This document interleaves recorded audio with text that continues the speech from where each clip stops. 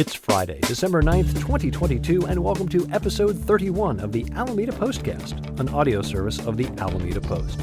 I'm your host, Scott Peeler. In this edition of the Postcast, security concerns at both island high schools, the City Council formally appoints Jennifer Ott as city manager, the Battle of Barnhill isn't over yet, Alameda Civic Ballet returned to the stage, shop local on Saturdays with free parking, work begins in earnest on Encinal, and weekend events as the holiday season hits high gear.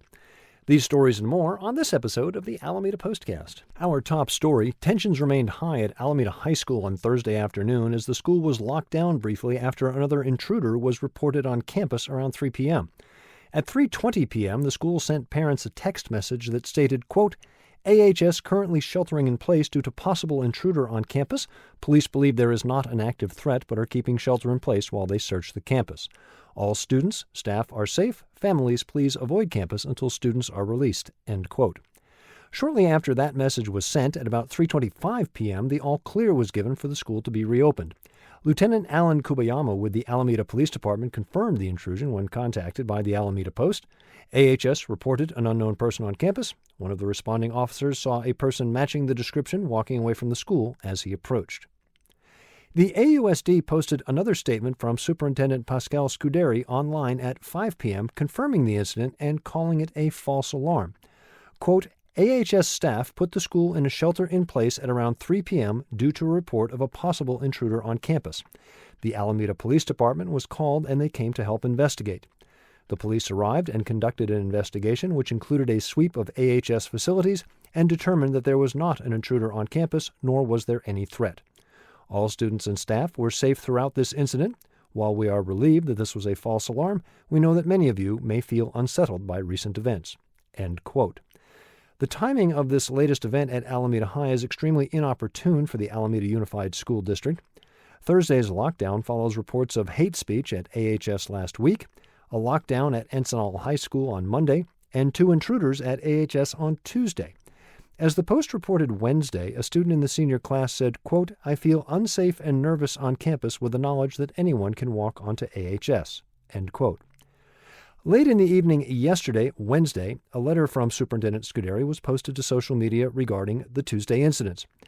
Scuderi sought to reassure parents, students, and families that the second intruder at AHS on Tuesday, who physically assaulted a female student by touching her face, had been arrested by the Alameda Police Department.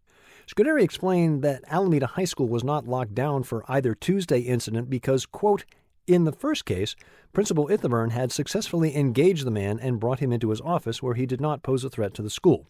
Rather than raise anxieties across the campus, he decided to quietly work with APD and the fire department's care unit to get this troubled young man the help he clearly needed. In the second incident, the teacher had chased the man out of the building before the campus could be locked down. Once he was off campus, headed away from AHS, and police had been called, AHS determined that he did not pose a continuing threat and let the school continue its operations as usual. End quote. The superintendent also explained that the incident on Monday at Encinal High School was caused by a misidentified water bottle being concealed by a student for a water fight. The Alameda Post also spoke with AUSD Board of Trustees President Jennifer Williams. She agreed that up to this point, AUSD campuses have enjoyed a very open level of access, but after the events of this week, that could be subject to change. She stated that the district would reevaluate security policies, including further restricting access to school campuses and hiring additional security staff. This is an ongoing story. Find the latest developments at alamedapost.com/news. The City Council met Tuesday. Much of the agenda concerned fairly basic business, or as Robert's Rules of Order calls it, consent calendar items. The item atop the agenda? The official appointing of Jennifer Ott as Alameda City Manager. As we noted last week, from 2005 to 2018, Ms. Ott worked for the city in multiple roles. Since 2018, she has worked for the city of Hayward, where she serves as Assistant City Manager and Development Services Director. Ms. Ott will assume her duties as Alameda City Manager on January 3rd. As always, look for Ken Durr's complete coverage of the Council's activities at alamedapost.com/news. Since as far back as episode 2 of the Postcast, we've been following the story of Alameda's fabled Barnhill Marina and its collection of floating homes. Barnhill changed hands in late 2021, and residents were facing substantial rent increases from the new owners. In April, the matter came before the Alameda City Council, which voted unanimously to extend the city's rent stabilization law to the floating community. In September, Governor Newsom approved a law that will protect 477 floating homeowners across the Bay Area from sharp increases in the rents they pay. Now, the marina owners have challenged the city's rent ordinance in federal court, leading to continuing tension between the Alameda Floating Home Association and the marina's owners. Rachel Swan of the San Francisco Chronicle has done an excellent job presenting all sides of this very involved story. You can find her report at alamedapost.com/external. This past weekend, a beloved holiday tradition returned to the stage. For the first time in 3 years, the Alameda Civic Ballet presented the Nutcracker at the Castro Valley Center for the Arts. After 2 years of performing from their homes via Zoom, the dancers welcomed the chance to perform 2 sold-out shows. Our own Karen Jensen caught up with ACB and discussed this year's production as well as what the future holds for the ballet. Find her article at alamedapost.com/features. One of the best ways to shop for the holidays is to shop local. And the city of Alameda has made that a little bit easier. On Saturdays through New Year's Day, parking is free at the Civic Center parking garage at 1416 Oak Street near Central Avenue and the West End parking lot at 713 Santa Clara Avenue near Webster Street. Our own Rusty Blazenhoff got into the holiday spirit thanks to the folks at Mastic Senior Center. Rusty got on board for the annual San Francisco Holiday Lights Tour this week. Check out the pictures and what it's like to be the baby on the bus at alamedapost.com/features. Speaking of holiday lights, despite the rain and cold, the lighted yacht parade was this past Saturday. Yours truly was there. Our family enjoyed the display, even if our dog was not thrilled with the weather. Ken Durr and Liz Barrett were also there. Find their article and some great pictures at alamedapost.com/features. Look closely, since one of those pictures is credited to my beloved wife. Of course, the holidays don't always mean happiness. One of the toughest holidays to face is the first Christmas after a divorce. That's the predicament facing reader Home for the Holidays in this week's installment of our Ask Alina column. Licensed marriage and family therapist Alina Bao offers advice on how to work through this most difficult of times. Again, alamedapost.com/features. Work has begun in earnest on the Encinal Avenue improvements. The first step, electrical work at the intersection of Encinal and Grand Street. You'll see lots of cones and workers at all corners of the intersection. Additionally, numerous construction vehicles have made for reduced visibility. The intersection is well traveled by students from Franklin Elementary and nearby Will C. Wood Middle School, so please stay alert and watch your speed as you travel through this busy intersection. Now let's take a look at some highlights from alamedapost.com/events. Altarena Playhouse has 2 shows on tap. First up, Variety Show with Altarena audience favorites Margaret Benton and Julie Etzel together for an incredible evening of song, dressing room humor, and charismatic mayhem.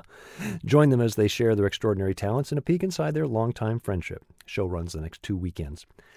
This Thursday, December 15th, beloved actor-playwright Brian Copeland recounts 2 memorable weeks in his youth when he took to the mean streets of Oakland to buy his mom the perfect Christmas gift. The Jewelry Box follows 6-year-old Brian's adventures as he scours the help-wanted ads, applies for jobs, and collects bottles, inching his way toward the coveted present, a jewelry box at Hegenberger Whitefront Store. The Jewelry Box is a heartwarming prequel to Brian's hit show, Not a Genuine Black Man. Again, one night only, this coming Thursday at Altarena. This weekend and next, the Food Bank Players present A Christmas Carol, Friday night and Saturday afternoons at First Congregational Church for indoor performances, Sunday afternoons at the Healing Garden on Webster for outdoor shows. All proceeds benefit the Alameda Food Bank. Plenty going on at the Frank Bett Center on Lincoln. In addition to holidays at the Frank Bett Center featuring unique artisanal gifts, there's also 2 exhibits, Rediscover and Wild and Whimsical. If you were planning on attending the Alameda Point Antiques Fair on Sunday, unsettled weather has again forced a cancellation. The fair will return on New Year's Day.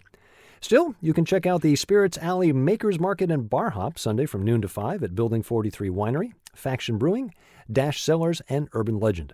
Shop local Bay Area artists, makers, and vintage curators, free to attend.